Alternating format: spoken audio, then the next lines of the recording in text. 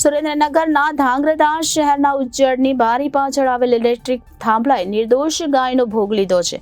પીજીવીસીએલની pre monsoon કામગીરી પર અનેક સવાલ ઉઠ્યા છે.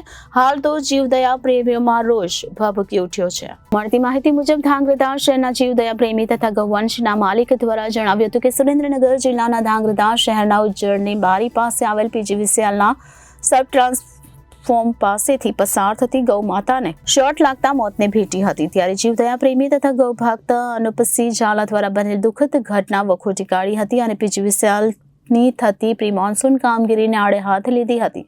જ્યારે ખરેખર હાલ ચોમાસાની ઋતુ ચાલી રહી છે. શહેરી વિસ્તાર હોય કે ગ્રામ્ય વિસ્તાર હોય, ત્યાં સામાન્ય વોલ્ટ કે હેવી વોલ્ટની પસાર થતી લાઈનો, ઇલેક્ટ્રોનિક થાંભલાઓ તથા ફરતી જાળીઓ સહિતની પ્રી મોન્સૂન કામગીરી પીજીવીસીએલ દ્વારા અગાઉ કરતી હોય છે. પરંતુ આજની આ ઘટનાથી પીજીવીસીએલની પ્રી મોન્સૂન કામગીરી પર સવાલ ઉઠી રહ્યા છે. નિર્દોષ પશુ કે કોઈ માનવ જિંદગી જો આવી રીતે શોર્ટ સર્કિટના કારણે હોમાય તો જવાબદારી કોની? પ્રી મોન્સૂન કામગીરી થઈ છે કે પછી કાગળો ઉપર જ કરવામાં આવી છે?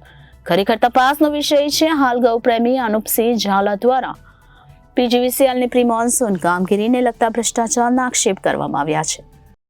ઝાલા અનુપસિંહ અને ગૌ સેવામાં સેવા આપું છું અને પીજીવીસીએલ ધાંગધ્રા દ્વારા દર વર્ષે પ્રી મોન્સૂનની કામગીરી દર ગુરુવારે કરવામાં આવે છે અને આ વર્ષે પણ પ્રી મોન્સૂનની કામગીરી કરવામાં આવેલી, પણ કોઈ ઓલું વ્યવસ્થિત કામ થયેલ ના હોય તેના કારણે વારંવાર ભ્રષ્ટાચારના કારણે અનેક જીવો ગુમાવવા પડે છે.